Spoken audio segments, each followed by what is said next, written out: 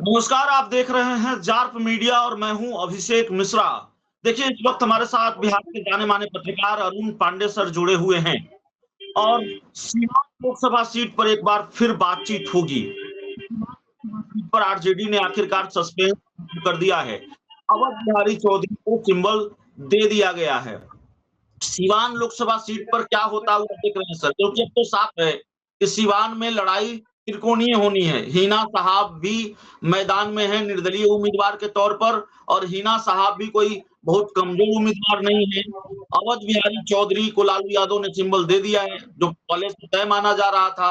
हालांकि जब सभी उम्मीदवारों के का ऐलान किया, सीवान सीट पर ऐलान नहीं किया था, सस्पेंस बनाकर रखा था और रमेश कुशवाहा पूर्व विधायक की पत्नी विजया लक्ष्मी को टिकट दिया है जेडीयू ने। तो इस त्रिकोणीय लड़ाई में क्या होता हुआ देख रहे हैं? नहीं देखिए, अब तो सिवान में ये बात सही है, राजद 23 सीट की लड़ रहा है, उसमें आपने ठीक ही कहा, एक सीट सिर्फ सिवान रोक रखा गया।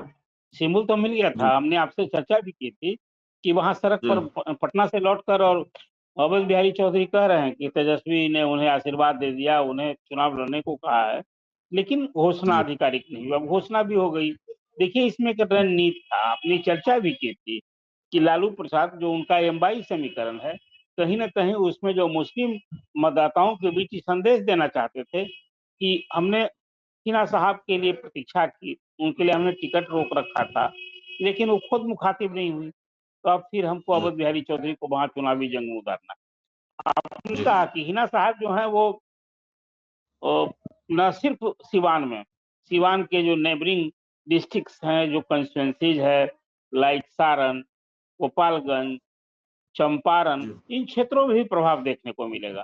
तो एक सचमुच ये मैं मानता हूँ कि हिना साहब को एक दूसरे फोल्ड में जाने से एआईएम ने सपोर्ट कर दिया है हिना साहब को, पप्पू यादव ने सपोर्ट कर दिया है। तो कहीं न कहीं तो अब ये खेल होना है अभिषेक जी। आपने जाट के व्यूअर्स को पहले भी बताया था कि बिहार में सीवान जो है एक हॉट सीट बन गई है और इसलिए भी बन गई है कि दिवंगत सांसद क्या का जो प्रभाव क्या रहा है। हाँ जी, क्या ऐसा है क्या सर कि हिना साहब और आरजेडी उम्मीदवार के बीच मुकाबला होना है और इस लड़ाई में जेडीयू थोड़ी पिछड़ गई है, जिसकी सिटिंग सीट है, ऐसा कुछ देख रहे हैं क्या? देखिए, इसमें दो बात, एक तो इस बार किया कि कविता सिंह वहां सिटिंग एमपी वो राजपूत जाति की, अब उनको भी टिकट कर दिया जेडीयू ने। अब वहाँ कुशवाहा जाति के जो रमेश कुशवाहा है, उनकी पत्नी विजय लक्ष्मी को टिकट दिया है। तो इसका तो कहीं न कहीं एक आक्रोश है ही ना।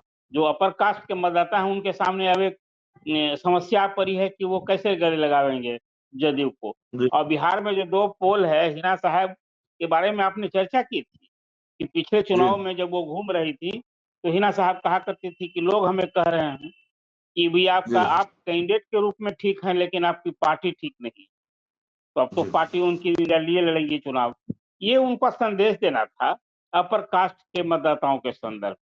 इसलिए कि आपको याद होगा मोहम्मद शहाबुद्दीन का जो वहाँ इमरजेंस हुआ सिवान में, तो वो जमींदार जो जमीन मालिक हैं, उनके लिए उठ खड़े हुए थे और माले का उस समय बड़ा प्रभाव था, तेज था। तो उस समय जो भूमि की जो लड़ाई चल रही थी, उसमें शहाबुद्दीन ने उन सारे, चाहे वो अपर कास्ट के जो भी वहाँ राजपूत, ब्राह्मण, भूमिहार जो खेती वाले लोग हैं, उनके लिए उन्होंने हमदर्दी दिखाई थी। रॉबिन हुड बने हुए थे। तो आज हिना साहब के चुनावी जंग में होने से जो आपने परिकल्पना की है कि कहीं जदयू पिछड़ ना जाए, तो हिना साहब से दोनों का ना खेल बिगड़ेगा, राजद का भी खेल बिगड़ेगा, जिससे कि उनका एमवाई समीकरण ध्वस्त हो रहा है। और दूसरी ओर अपर कास्ट भी आखिर करेंगे क्या? अपर कास्ट को वही रमेश कुशवाहा को कैसे लगाएंगे? आपने राजपूत को टिकट काट के कुशवाहा को दे दिया है। तो आपका सही आकलन है कि कहीं वो आज जदयू पिछड़ ना जाए। जी, जेडीयू पिछड़ ना जाए। देखिए, हमारे साथ अरुण पांडे सर थे और सीवान लोकसभा सीट को लेकर बहुत बारीकी से जानकारी दे रहे थे। ऐसे में जब आरजेडी ने उम्मीदवार बना दिया है अवध बिहारी चौधरी को, तो इस रिपोर्ट में इतना ही। बहुत-बहुत धन्यवाद।